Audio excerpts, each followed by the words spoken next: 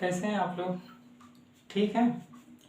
चलिए आइए हम लोग आज उससे आगे बढ़ते हैं। हम लोग भारतीय संविधान पढ़ रहे हैं। भारतीय संविधान में हम लोग संविधान सभा का गठन पढ़ रहे हैं और संविधान सभा का गठन का हमने एक भाग पढ़ लिया है। उसमें हमने ये देखा था, कैबिनेट मिशन के बारे में पूरी तरह देखा था, क्योंकि कैबिनेट मिशन पढ़ना बहुत ज़रूरी था। अगर संविधान सभा समझना था तो कैबिनेट मिशन समझना बहुत ज़रूरी था। इसलिए हमने पहले पार्ट में केवल और केवल क्या देखा था, संविधान सभा के में जो कैबिनेट मिशन था उसकी कितनी महत्वपूर्ण भूमिका है उसके बारे में हम लोग देखे थे। उसमें हम लोगों ने ये देखा कितनी संख्या निर्धारित की गई, 389 जो संख्या निर्धारित की गई, उसको विदेशी रियासतों में कैसे बांटा गया। विदेशी रियासतों में और ब्रिटिश प्रांतों में जो 200 देशी रियासतों को 93 सीटें दी गई और देशी रियासतों को 296 सीटें दी गई और 296 सीटों को भी फिर बांट दिया गया। कांग्रेस में बांटा गया, मुस्लिम लीग में बांटा गया तथा अन्य छोटे छोटे जो समुदाय थे उसमें जो संगठन थे उसमें भी तो उसको डिवाइड किया गया। इसके बारे में हम लोग देखे थे। और उसका निर्वाचन कैसे हुआ, सदस्यों का निर्वाचन कैसे हुआ, संविधान सभा में जो बैठक हुई, जो सदस्य बैठे उसके सदस्यों का निर्वाचन किस प्रकार हुआ, हम लोगों ने इसके बारे में देखा।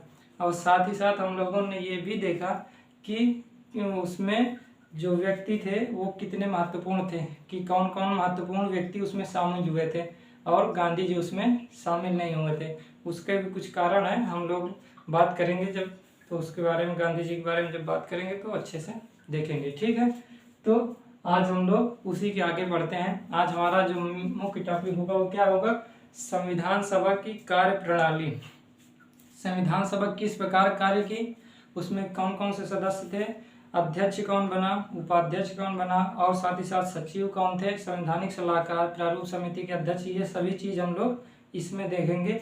उद्देश्य प्रस्ताव कैसे आया, कौन लाया, किस लिए लाया गया, इसके बारे में भी हम लोग देखेंगे कि आखिर उद्देश्य प्रस्ताव किस लिए किया गया। फिर इसके बाद थोड़ा बहुत हम ये देखेंगे कि भारत शासन अधिनियम हम इसमें देखेंगे। 1947 जो स्वतंत्रता अधिनियम आया उसके बारे में भी हम देखेंगे। अगर ये इस वीडियो में नहीं होगा तो अगले वीडियो में कंप्लीट होगा। ठीक, तो आइए हम लोग शुरू करते हैं।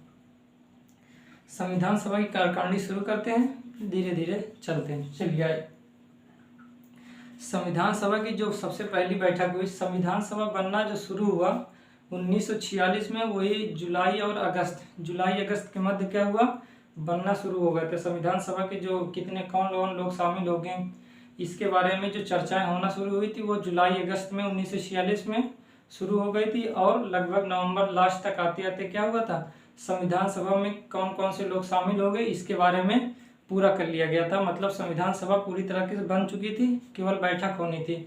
तो दिसंबर में इसकी बैठक प्रारंभ की गई। जुलाई अगस्त से शुरू किया गया, नवंबर में कंप्लीट हो गई और क्या हुआ, दिसंबर में जो हुआ इसकी पहली बैठक हुई। 9 दिसंबर को इसकी पहली बैठक हुई। कब हुई, जो संविधान सभा की जो पहली बैठक हुई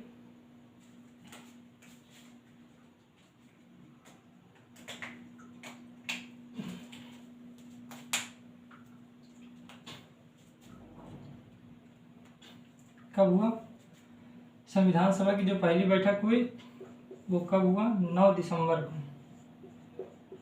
9 दिसंबर 1946 को। 9 दिसंबर 1946 को संविधान सभा की पहली बैठक हुई, कि नवंबर में कंप्लीट हो गया था, लेकिन क्या हुआ, 9 दिसंबर 1946 को पहली बैठक हुई। इसमें सभी लोग एकत्रित हुए। ठीक है, जब संविधान सभा की बैठक हुई हम लोगों ने कैबिनेट मिशन में देखा था, जो सीटें थी उसका आवंटन हम देशी रियासतों में भी किए थे, कांग्रेस के सदस्यों में किए थे, मुस्लिम लीग के सदस्यों में किए थे और साथ ही साथ छोटे छोटे जो संगठन थे 15 सीटें उनको भी तो दी गई थी और कितनी, और 93 सीटें देशी रियासतों को भी दी गई। 208 सीटें किसको दी गई थी, कांग्रेस को भी दी गई थी। तो इसमें जो बैठक हुई इसमें सभी लोग शामिल नहीं हुए, इसमें कुल 211 सदस्य ही शामिल हुए। कितने सदस्य, इसमें केवल 211 सदस्य, 211 सदस्य ही शामिल हुए। 389 की संख्या से संविधान सभा में जो कैबिनेट मिशन आया तो उसमें ये निर्धारित किया गया था 389 संख्या होंगी, लेकिन 389 संख्या में कितना, केवल 211 ही संविधान सभा में जब पहली बैठक हुई तो केवल 211 सदस्य ही शामिल हुए। इसमें जो मुस्लिम लीग थी, उस मुस्लिम लीग के जो सदस्य थे वो पाकिस्तान की मांग के निर्माण कर रहे थे। इस कारणवश वो क्या हुए, संविधान सभा से अपने आप को अलग रखे। साथ ही साथ जो देशी रियासतें थी वो भी यही मान के चल रही थी कि हम संवैधानिक ढांचे में नहीं बंधेंगे, संवैधानिक रूप में हम लोग नहीं आएंगे, ना तो हम इसके कानून के रूप में बंधेंगे, तो वो भी अपने आप को अलग रखें। तो केवल कितने सदस्यों ने, 211 सदस्यों ने क्या किया, जब पहली बैठक हुई 9 दिसंबर 1946 को, केवल और केवल 211 सदस्य क्या हुए, इसमें शामिल हुए। ठीक, और इसके बाद अब आगे लिखिए, क्या लिखेंगे, जो स्थायी सदस्य, जो हमारे संविधान सभा के जो स्थायी सदस्य थे वो कौन थे, डॉक्टर राजेंद्र प्रसाद को क्या बनाया गया, हमारा स्थायी सदस्य बनाया। 1 दिसंबर को ये निर्णय सभी लोगों ने सर्वसम्मति से ये निर्णय लिया गया कि संविधान सभा के जो अध्यक्ष होंगे वो कौन होंगे, डॉक्टर राजेंद्र प्रसाद। तो जो स्थायी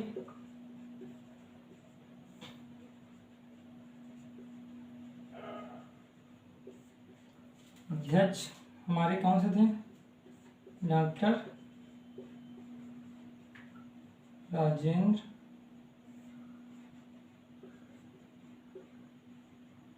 प्रसाद। स्थायी अध्यक्ष डॉक्टर राजेंद्र प्रसाद को कितना, 1 दिसंबर को क्या हुआ, हमें डॉक्टर राजेंद्र प्रसाद को 1 दिसंबर को स्थायी सदस्य के रूप में बनाया गया। ठीक है, इसके जो अस्थायी सदस्य थे, अस्थायी जो अध्यक्ष थे, अस्थायी, ये तो स्थायी अध्यक्ष हो गए, मतलब स्थायी है, लेकिन अस्थायी अध्यक्ष भी थे। अस्थायी अध्यक्ष कौन से थे, डॉक्टर लिखे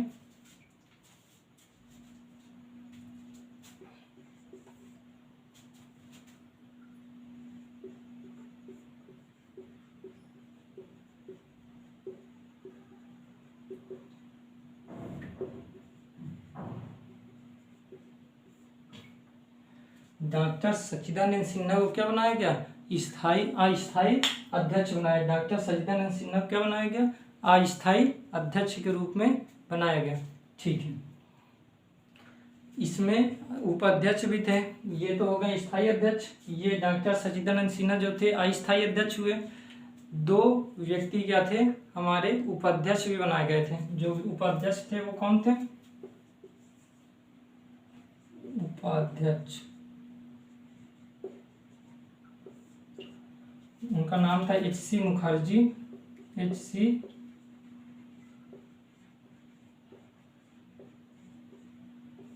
मुखर्जी, और जो दूसरे थे उनका नाम था, ये तो फर्स्ट हो गए, और जो दूसरे थे वी टी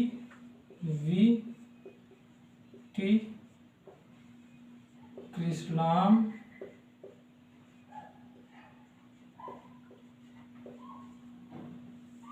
चारी। उपाध्यक्ष कौन कौन से थे, H.C. मुखर्जी थे और वी.टी. कृष्णाचारी, ये 2 क्या थे, हमारे उपाध्यक्ष थे। और जो हमारे स्थायी अध्यक्ष डॉक्टर राजेंद्र प्रसाद, अस्थायी अध्यक्ष क्या हुए, डॉक्टर सच्चिदानंद सिन्हा, और 2 उपाध्यक्ष थे H.C. मुखर्जी और वी.टी. कृष्णाचारी। ठीक है, संवैधानिक सलाहकार भी एक थे। संवैधानिक सलाहकार कौन से थे, उनका नाम था, लिखिए नेक्स्ट पॉइंट में क्या, संवैधानिक सलाहकार B.N. राव। क्या नाम था उनका, जो संवैधानिक सलाहकार थे उनका नाम था B.N. राव। B.N. राव क्या थे, संवैधानिक सलाहकार थे। ठीक है, ठीक, ये हमारे महत्वपूर्ण थे। इसके बारे में हम कुछ और देखेंगे, प्रारूप समिति जब हम लोग देखेंगे तो इसके बारे में और जो सदस्य थे उसके बारे में हम लोग देखेंगे। ये मुख्यतः इतना था। ठीक है, ठीक।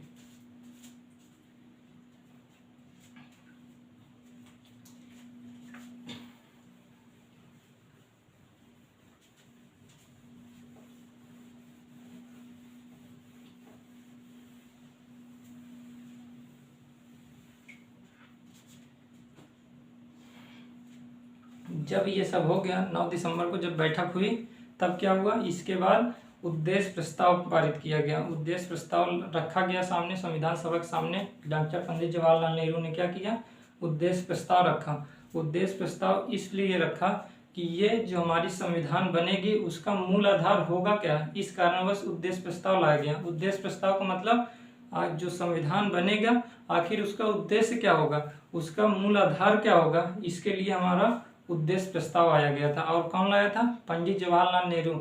इसका और कोई मतलब नहीं, इसका मतलब ये था कि संविधान जो हमारी बनेगी उसका मूल आधार क्या होगा अर्थात बेस क्या होगा और ये किस उद्देश्य से बनेगा। तो इस कारणवश जो उद्देश्य प्रस्ताव है केवल इसमें इतना ही बताया गया था, जो बहुत ही महत्वपूर्ण है। तो क्या होगा हमारा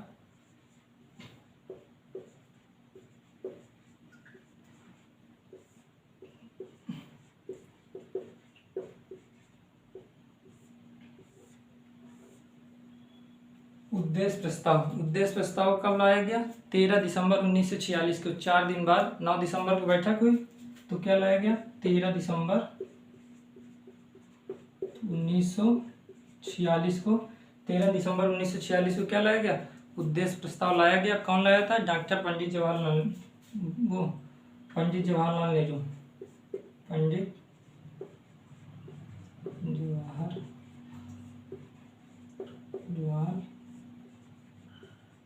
नेहरू जी ने क्या किया? पंडित जवाहरलाल नेहरू जी द्वारा क्या लाया गया? तो उद्देश्य प्रस्ताव। इसका मूल कारण था ये था कि हमारे संविधान का उद्देश्य क्या होगा, आखिर हम किस उद्देश्य से बना रहे हैं। तो इसका कारण क्या था? इसी कारण इसका नाम उद्देश्य प्रस्ताव हो गया। अर्थात ये संविधान सभा को मूल आधार प्रदान किया। उद्देश्य प्रस्ताव संविधान सभा को मूल आधार प्रदान किया। 13 दिसंबर 1946 को लाया गया। पंडित जवाहरलाल नेहरू ने लाया, संविधान सभा के सामने रखा। इसमें 8 अनुच्छेद थे, 8 आर्टिकल थे। कितने? इसमें जो 8 अनुच्छेद थे, इसमें 8 अनुच्छेद थे। 8 अनुच्छेद मतलब जिस प्रकार हम लोग पढ़ते हैं ना, अनुच्छेद 1, 2, 395 तक जितने अनुच्छेद पढ़ते हैं, उसी प्रकार 8 अनुच्छेद इसमें शामिल किया गया था। ठीक है, आइए हम लोग ये 8वां अनुच्छेद के बारे में देख लेते हैं। अच्छा, आखिर इसमें था क्या, किस प्रकार ये संविधान सभा को मूल आधार प्रदान किया। ये 8 अनुच्छेद देखना बहुत जरूरी है, क्योंकि यही संविधान सभा को मूल ढांचा प्रदान करता है कि आखिर मूल संविधान में हमारा उद्देश्य क्या होगा, किस आधार पर हम संविधान बनाएंगे। इस कारणवश क्या हुआ, ये 8वां अनुच्छेद देखना बहुत महत्वपूर्ण है। आइए हम लोग देखते हैं।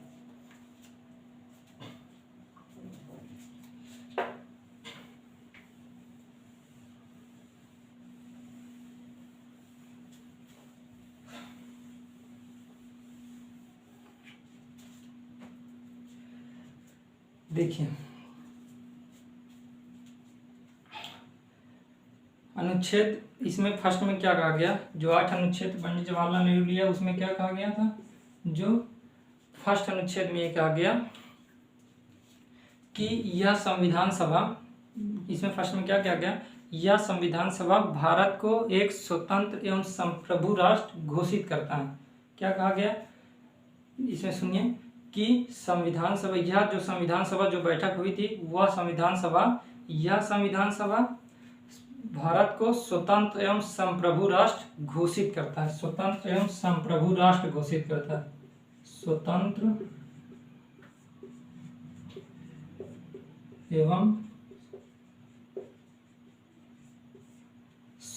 एवं संप्रभु राष्ट्र घोषित करता है। स्वतंत्र एवं संप्रभु राष्ट्र घोषित करता है। स्वतंत्र का मतलब होता है, स्वतंत्र है हर चीज से। संप्रभु का मतलब ये होता है कि किसी भी निर्णय में किसी बाहरी हस्तक्षेप को हम शामिल नहीं करेंगे। किसी भी निर्णय में हम बाहरी हस्तक्षेप को शामिल नहीं करें, अर्थात सभी निर्णय में वो स्वतंत्र होंगे, चाहे आंतरिक हो, चाहे आंतरिक मामला हो या बाह्य मामला हो, कोई भी मामले पर क्या हो, स्वतंत्र होगा। भारत स्वतंत्र होगा, उससे किसी की अनुमति लेने की आवश्यकता नहीं होगी। हम ये दोनों शब्द का प्रयोग प्रस्तावना जब हम पढ़ेंगे ना, तो ये दोनों शब्द का प्रयोग बहुत अच्छे तरीके से होगा, स्वतंत्रता का भी और संप्रभु का भी, कि स्वतंत्रता का मतलब आखिर क्या है और संप्रभु का वास्तविक मतलब क्या है। मोटे तौर पर ये जान लीजिए कि आंतरिक एवं बाह्य निर्णय लेने का अधिकार भारत को होगा, इसमें किसी के शामिल नहीं किया जाएगा। किसी बाहरी हस्तक्षेप को क्या हुआ, शामिल नहीं किया जाएगा।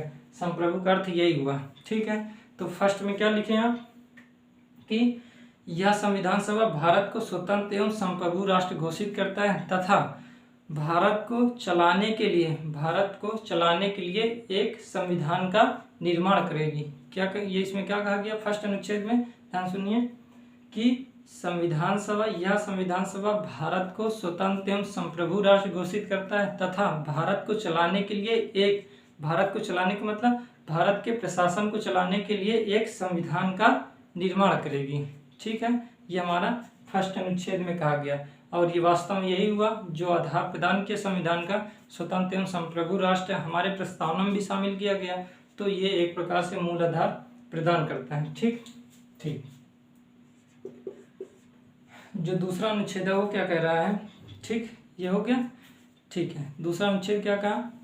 ब्रिटिश प्रांत के अंतर्गत शामिल सभी क्षेत्र, क्योंकि ब्रिटिश प्रांत के अंतर्गत भी तो शामिल कई क्षेत्र थे। जैसे हमारे पास जो 11 प्रांत थे, बड़े बड़े जो 11 प्रांत थे, वो थे ना ब्रिटिश सरकार के अंतर्गत। तो ब्रिटिश सरकार के अधीन जो क्षेत्र हो या भारत के अधीन कोई भी क्षेत्र हो या वे क्षेत्र जो बाहरी से भारत में शामिल होना चाह रहे हैं, जो बाहर से भारत में शामिल होना चाह रहे हैं, उन सब को भारतीय संघ का हिस्सा माना जाएगा। कौन कौन से क्षेत्र थे? जैसे बात करें कि हमारा सिक्किम की बात करें, सिक्किम पहले भारत का हिस्सा था नहीं, वो भारत में मिलना चाह रहा था तो मिलाया भी गया बाद में। ठीक है, तो इस आधार पर जो भी क्षेत्र भारत में मिलना चाहेंगे या ब्रिटिश प्रांत के जो भी क्षेत्र होंगे, भारतीय प्रांत के जो भी क्षेत्र होंगे, और साथ ही साथ जो क्षेत्र भारत में मिलना चाह रहे हैं, जो बाह्य क्षेत्र होंगे लेकिन भारत में मिलना चाह रहे हैं, वो सभी क्या होंगे? वो सभी भारतीय संघ के हिस्सा होंगे। भारतीय संघ का एक हिस्सा होगा। जैसे आज जितने राज्य हैं, केंद्र शासित प्रदेश हैं, ये सभी भारतीय संघ के हिस्सा है ना। उसी प्रकार उस समय कहा गया जो ब्रिटिश प्रांत के अंतर्गत होगा, साथ ही साथ जो भारतीय क्षेत्र के अंतर्गत होगा, और साथ ही साथ वे क्षेत्र जो बाहर से भारत में शामिल होना चाह रहे हैं, वो भारतीय संघ के क्या कहलाएंगे? हिस्सा कहलाएंगे। इसका मतलब क्या हुआ कि सभी क्षेत्र भारतीय संघ के हिस्सा होंगे। सभी क्षेत्र भारतीय संघ के हिस्सा होंगे। सभी क्षेत्र भारतीय संघ के क्या होंगे? हिस्सेदार होंगे। ठीक है, ये हमारे दूसरे अनुच्छेद में कहा गया। जो तीसरा अनुच्छेद है उसमें क्या कहा गया? आज गर्मी काफी ज्यादा है। ठीक है, आइए, सभी क्षेत्र भारतीय संघ के हिस्सा होंगे। तीसरे अनुच्छेद में क्या कहा गया? तीसरे अनुच्छेद में समानता ये कहा गया कि जो इनकी सीमा निर्धारित करने की, जो भारतीय क्षेत्र हैं या ब्रिटिश प्रांत के क्षेत्र या जो क्षेत्र भारत में शामिल होना चाहते हैं, इन सभी की जो सीमा निर्धारित करने का कार्य संविधान सभा का होगा। मतलब सीमा का जो निर्धारण करेगा वो कौन करेगा? संविधान सभा का होगा। क्या होगा? सीमा का निर्धारण, सीमा का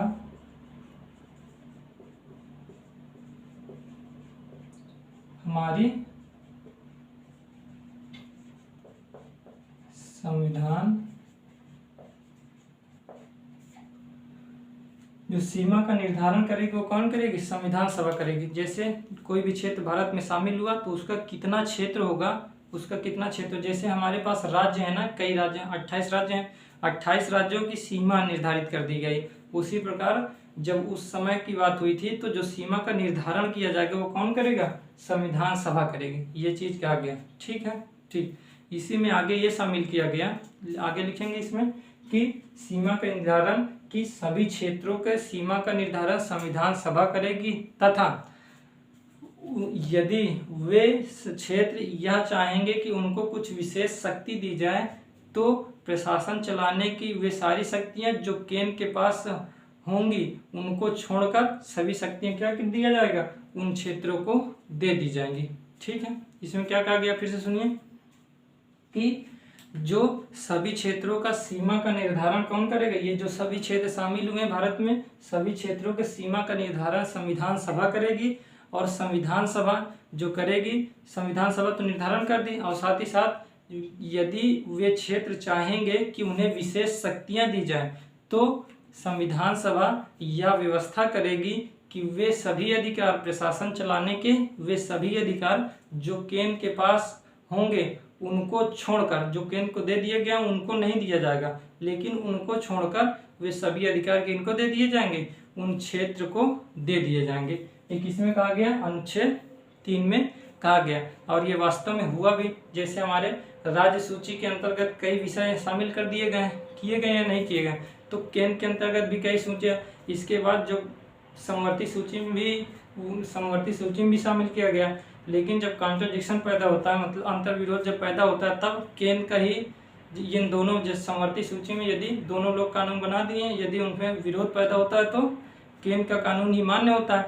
उसी प्रकार जो उस समय क्या कहा गया कि जो केन को मिल गई होगी शक्ति वो नहीं दिया जाएगा, लेकिन उसके अतिरिक्त जो शक्ति होगी वो आपको दे दी जाएगी।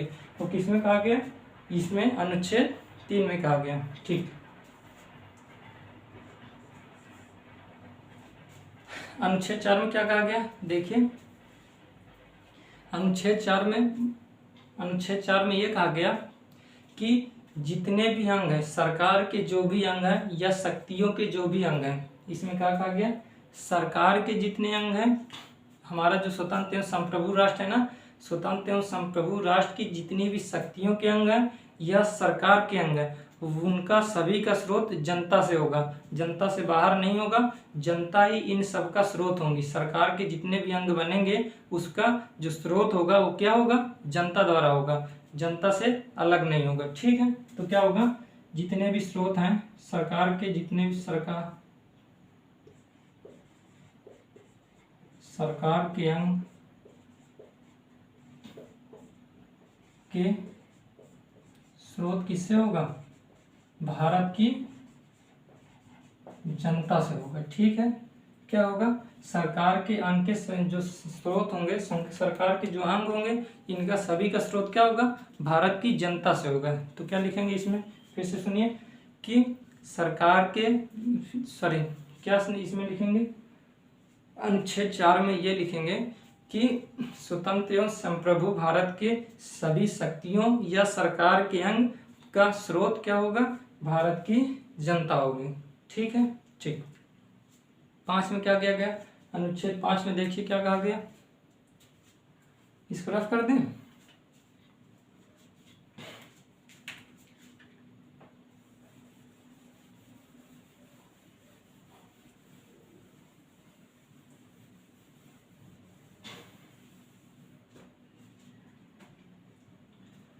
देखिए अनुच्छेद 5 में क्या कहा गया? अनुच्छेद 5 में ये व्यवस्था की गई, आप लोग जब प्रस्तावना पढ़ते होंगे तो अवश्य पढ़ते होंगे कि हम भारत के लोग भारत को एक संपूर्ण प्रभुत्व संपन्न समाजवादी पंथनिरपेक्ष लोकतंत्रात्मक गणराज्य बनाने के लिए पढ़ते हैं। उसमें ये सभी जो शब्द प्रयोग किए गए हैं कि हम भारत के लोग भारत को एक संपूर्ण जो प्रभुत्व संपन्न समाजवादी पंथनिरपेक्ष गणराज्य जो बनाने के तथा सामाजिक आर्थिक एवं राजनीतिक न्याय दिलाने के लिए स्वतंत्रता समता अवसर के समय प्रतिष्ठा की अवसर, ये सभी प्रयोग किया गया है। बंधुत्व, ये सभी प्रयोग किया गया है। तो 5वें में यही कहा गया कि भारत के अधीन, भारत के अंतर्गत रहने वाले लोगों को, इसमें क्या कहा गया? भारत के अंतर्गत रहने वाले लोगों को सभी क्षेत्रों में सामाजिक आर्थिक एवं राजनीतिक न्याय, स्वतंत्रता, बंधुत्व, अवसर की समानता, विधि के द्वारा स्थापित प्रक्रिया, विधि के समक्ष अनुच्छेद 14 के अनुसार क्या विधि के समक्ष समान समता दिया गया है। तो ये सभी को किसमें शामिल किया गया? अनुच्छेद 5 में। अनुच्छेद 5 में क्या शामिल किया गया? भारत के अंतर्गत जो व्यक्ति हैं उनको क्या मिलेगा? सामाजिक आर्थिक एवं राजनीतिक न्याय, स्वतंत्रता, अवसर की समता, विधि के समान समक्ष क्या होगा? समता प्राप्त होगी, विधि द्वारा स्थापित प्रक्रिया होगी और इसमें बंधुत्व होगा, अवसर की समानता होगी। ये सब किसमें शामिल किया गया? अनुच्छेद 5 में शामिल किया गया। ठीक है, ठीक। ये सभी शब्द आप लिख लीजिएगा। हाँ, ठीक। अनुच्छेद 6 में क्या कहा गया? जब हम लोग प्रस्तावना पढ़ेंगे तो ये आर्टिकल 5 जब हम पढ़ेंगे, जब प्रस्तावना पढ़ेंगे पूरा विस्तार से पढ़ेंगे कि जितने शब्दों का मतलब, जितने शब्द का प्रयोग किया गया इनका वास्तव में क्या मतलब है। जब हम प्रस्तावना में ये सारे शब्दों को पूरा देखेंगे, ठीक है, तो परेशान मत होइएगा। ठीक। 6 में क्या किया गया? ठीक, क्योंकि जब भारत अलग हुआ 15 अगस्त 1947 के बाद जब अलग हुआ तो आप देखेंगे कि उससे पहले भी कई अल्पसंख्यक रहे होंगे। जब अलग हुआ तब भी थे और उससे पहले भी अल्पसंख्यक रहे थे। अल्पसंख्यक का मतलब ये होता है कि जैसे भारत हिंदू बहुल मान लेते हैं, हिंदू बहुल राष्ट्र है। यहाँ पर अपेक्षाकृत सिख और मुस्लिम के अपेक्षाकृत क्या होंगे, हिंदुओं की जनसंख्या ज़्यादा है, तो इसका मतलब क्या हुआ, यहाँ हिंदू बहुसंख्यक हैं। इसका मतलब क्या हुआ, भारत की बात कर रहे हैं कि जैसे जो सिख होंगे और मुस्लिम हैं, इनकी बात किया जाए भारत में, और हिंदू की बात किया जाए, तो सिख और मुस्लिम की अपेक्षा हिंदुओं की जनसंख्या क्या है, ज़्यादा है। इसका मतलब ये हुआ कि हिंदू बहुसंख्यक हैं और अल्पसंख्यक कौन चले गए, सिख और क्या हुए, और हमारे क्या मुस्लिम समुदाय क्या हुआ, ये अल्पसंख्यक में चले गए। तो बहुसंख्यक में क्या है, हिंदू। तो इसमें क्या कहा गया, अनुच्छेद 6 में जो अल्पसंख्यक व्यक्ति होगा, पिछड़ा वर्ग होगा और जनजाति, जनजाति मतलब आदिवासी लोग हो, ठीक है। तो अनुच्छेद 6 में क्या कहा गया,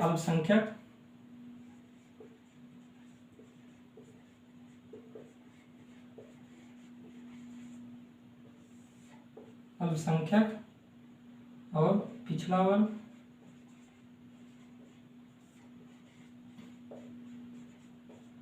पिछड़ा वर्गों और साथ ही साथ जनजाति,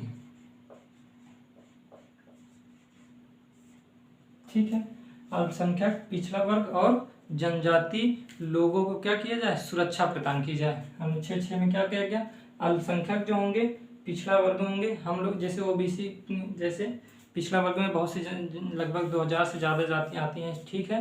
तो पिछड़ा वर्गों में जो पीछे हो गई हैं जातियाँ, ठीक है। और देखिए पिछड़ा, उससे पीछे जैसे SC ST भी हमारे अनुसूचित जनजाति या जनजाति क्षेत्र में आते हैं, ठीक है। तो ये सभी को क्या किया जाएगा, तो अल्पसंख्यक, पिछड़ा वर्ग और जनजाति क्षेत्र को क्या किया जाएगा, इन लोगों को क्या किया जाएगा, इन क्षेत्रों में रहने वाले, जैसे जनजाति क्षेत्रों में रहने वाले लोग जो होंगे, ठीक है, तो वे सभी को सुरक्षा प्रदान की जाएगी। अल्पसंख्यक हो, चाहे पिछड़ा वर्ग हो, चाहे जनजाति लोग हो, इनको क्या किया जाएगा, सुरक्षा प्रदान की जाए। अनुच्छेद 6 में ये कहा गया, ठीक है। ठीक, 7 देखिए क्या कहा गया, 7वें में ये कहा गया कि भारत की एकता को हम लोग बनाए रखेंगे।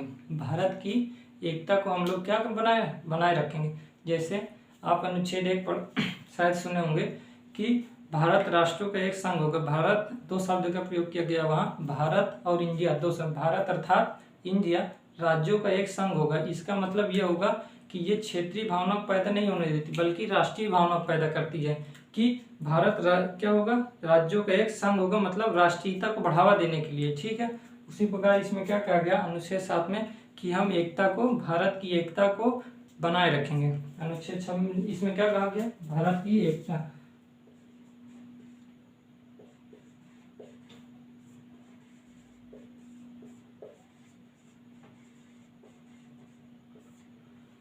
भारत की एकता को क्या करेंगे, बनाए रखेंगे। किसमें कहा गया, अनुच्छेद 7 में। साथ ही साथ जो जल सेना होगी, जो जल सेना है, थल सेना, वायु सेना, इनको क्या किया, एक सभ्य देश की विधि की तरह क्या किया जाएगा, इनकी रक्षा की जाएगी, ठीक है। इनको सुरक्षा प्रदान किया जाएगा। क्या कहा गया, भारत की एकता को बनाए रखा जाएगा। इसमें अनुच्छेद 7 में क्या कहा गया, भारत की एकता को क्या किया जाएगा, अक्षुण्ण बनाए रखा जाएगा। साथ ही साथ जो 3 क्षेत्र हैं, थल क्षेत्र, जो थल सेना है, वायु सेना तथा जल सेना, इन सभी को क्या किया जाएगा, संरक्षण या सुरक्षा या रक्षा प्रदान की जाएगी, ठीक है। ठीक, हमारा जो 8वां है वो क्या कहा गया, हमारा 8वां देखिए क्या कहा गया, 8वें में ये व्यवस्था की गई, 8वें में क्या कहा गया, 8वें में ये व्यवस्था की गई कि जो हमारी ये प्राचीन भूमि है, भारत जो हमारी प्राचीन भूमि है, इसका विश्व में सम्मान दिलाया जाएगा। इस प्राचीन भूमि को क्या कहा गया, इस प्राचीन भूमि को विश्व में सम्मान दिलाया जाए। विश्व स्तर पर जो हमारी ये भारत की जो भूमि है ना, तो इसको क्या किया जाएगा, विश्व स्तर पर सम्मान दिलाया जाएगा। साथ ही साथ यह भारत क्या करेगा, शांति स्थापित करने के लिए एक महत्वपूर्ण भूमिका निभाएगा। ये किसमें कहा गया, अनुच्छेद 8 में कहा गया। क्या कहा गया, इसमें यह कहा गया, सुनिए फिर से, कि भारत जो प्राचीन भूमि है, इसको विश्व स्तर पर सम्मान दिलाया जाएगा। साथ ही साथ यह विश्व में शांति स्थापित करने में एक महत्वपूर्ण भूमिका निभाएगा। ये चीज़ किसमें कहा गया है? ये अनुच्छेद 8 में कहा गया था। क्या होगा? विश्व में शांति, सम्मान और इसमें सम्मान की बात की गई है और क्या कही थी? और विश्व शांति की बात।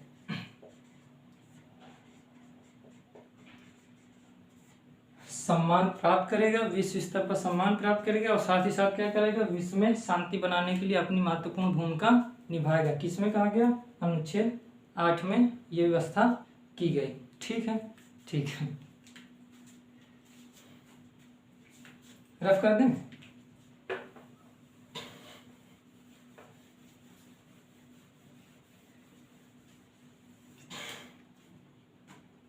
तो उद्देश्य प्रस्ताव में केवल इतना था कि इसमें क्या किया गया था, ये 8 प्रकार के अनुच्छेद बताए गए थे। शायद आप लोग इसे लिख लीजिएगा। और इसको 22 जनवरी 1947 को क्या कर दिया गया, जब 13 दिसंबर 1946 को जब इसे संविधान सभा के सामने रखा गया और क्या किया दिया गया, 22 जनवरी 1947 क्या हुआ, इसको क्या कर लिया, संविधान सभा द्वारा स्वीकार कर लिया गया कि ये जो अनुच्छेद है ये हमारे संविधान में क्या होंगे, मूल आधार प्रदान करेंगे। मतलब जो हमारे संविधान का उद्देश्य होगा वो यही होगा। मतलब संविधान सभा में जितने लोग थे सभी लोगों ने क्या कर लिया, इसे सर्वसम्मति से स्वीकार किया। हाँ, जब कोई अनुच्छेद यहाँ पास कराया जाता था तो यहाँ पास सर्वसम्मति से कराया जाता था, ना कि वोटिंग करवाई जाती। वोटिंग से नहीं हुआ करता था। ज़्यादा से ज़्यादा ये प्रयास किया जाता था कि जिस अनुच्छेद पर जो कमियां हो सभी लोग बात करें उस पर, साथ ही साथ यदि कमी नहीं है तो उसे सभी लोग मिलकर पास कर दें। इस प्रकार हुआ था। किसी प्रकार जैसे वोटिंग होती है ना, वोटिंग से ऐसे जैसे आज किसी विधेयक को पास करवाना होता है तो क्या होता है, उससे हमें बहुमत प्राप्त करना होता है। तब वैसे नहीं किया गया था। संविधान में ये कहा गया था लगभग सभी की सर्वसम्मति से सभी अनुच्छेद रखे जाएंगे। ठीक है, तो उद्देश्य प्रस्ताव 22 जनवरी क्या मान लिया गया था, स्वीकार कर लिया गया था। ठीक, इसके बाद हम लोग ठीक है, इसके बाद अभी भारत शासन अधिनियम के कुछ पॉइंट हम लोग पढ़ेंगे। भारत शासन अधिनियम ऐतिहासिक पृष्ठभूमि का, जब हम लोग ऐतिहासिक पृष्ठभूमि अच्छे से पढ़ेंगे, जितने भी उसमें जो रेगुलेटिंग एक्ट आया था, जैसे सभी एक्ट जो आए थे हम सभी पढ़ेंगे उसमें। तो उसमें भारत स्वतंत्रता अधिनियम जो 1947 को आया तो उसको भी पढ़ेंगे। उसमें 14-15 पॉइंट जो भी हैं उसको हम पढ़ेंगे। लेकिन यहाँ पास संविधान सभा में कुछ महत्वपूर्ण चीज़ है, उसके लगभग 3 से 4 पॉइंट हम उसकी पढ़ेंगे जो हमें महत्वपूर्ण होगी। इसे हम अगले वीडियो में देखेंगे। लेकिन उससे पहले हम थोड़ा सा देख लेते हैं कि जब यह उद्देश्य प्रस्ताव पास हो गया, इसके बाद कुछ देशी रियासतें क्या होने लगी, भारत के अंतर्गत शामिल होने लगी। शामिल का मतलब 28 अप्रैल 1947 को क्या हुआ, कुछ देशी रियासतें 6 देशी रियासतें क्या हुई, भारत में शामिल हो गए। 6 देशी रियासतें भारत में शामिल होने का मतलब उनके जो प्रतिनिधि थे वो प्रतिनिधि क्या हुए, संविधान सभा में आ गए। 28 अप्रैल को कितने आए थे, 6 देशी रियासतों के प्रतिनिधि संविधान सभा में आ गए थे। लेकिन और देशी रियासतें नहीं आई और ना ही मुस्लिम लीग आई। 3 जून को क्या आया था, माउंटबेटन योजना आई थी। 3 जून को माउंटबेटन योजना जब आई उसमें यह स्वीकार कर लिया गया। आप लोग इसे लिख लीजिएगा कि 3 जून को क्या आया था, लिखिए, इसे देख लेते हैं थोड़ा सा कि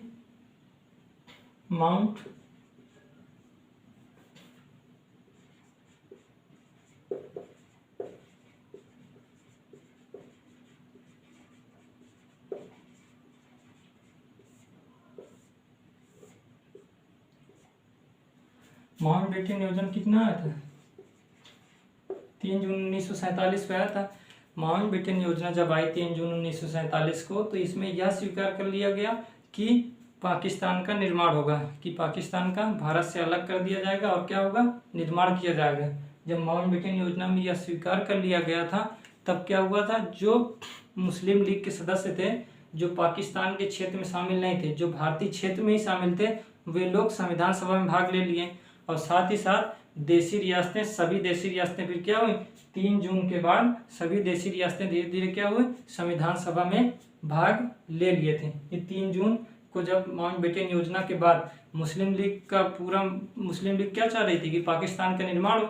जब पाकिस्तान के 3 जून में स्वीकार कर लिया गया कि पाकिस्तान का निर्माण होगा, तो क्या हुआ, वे सभी सदस्य जो पाकिस्तान के क्षेत्र में चले गए थे, वे मुस्लिम लीग के वे सभी सदस्य जो पाकिस्तान के क्षेत्र में चले गए थे, वे संविधान सभा में तो भाग लेंगे नहीं, लेकिन वे क्षेत्र जो मुस्लिम लीग के वे प्रतिनिधि जो भारतीय क्षेत्र से संबंधित थे, वे लोग क्या हुए, संविधान सभा में भाग ले लिए थे। ठीक है, वो इसी के बाद और साथ ही साथ इसी योजना के बाद देशी रियासतें जितनी भी थीं 93 सीटें जो दे गई थी, ये धीरे धीरे क्या हुई, भारत में शामिल होने लगी। ठीक है, ठीक, तो ये था इतना। कल हम लोग भारत शासन अधिनियम पूरा पढ़ेंगे, कुछ उसका जो पॉइंट होगा, साथ ही साथ हम फिर प्रारूप समिति के बारे में पढ़ेंगे। प्रारूप समिति के बारे में हम लोग कांग्रेस की विशेषज्ञ समिति पढ़ेंगे, साथ ही साथ और कुछ महत्वपूर्ण तथ्य पढ़ेंगे कि जब संविधान सभा बैठक हुआ, कैसे संशोधन हुआ, किस प्रकार हुआ, इसमें किसकी महत्वपूर्ण भूमिका ज़्यादा रही, कांग्रेस की विशेषज्ञ समिति, इसका आलोचना कितनी कौन कौन किया, इसकी आलोचना कौन कौन किया, क्या यह स्वतंत्र निकाय था या नहीं था, इसके बारे में हम लोग देखेंगे इससे अगले वीडियो में। ठीक है, आप लोग कैसा लगा आप लोग बताइएगा। ठीक है।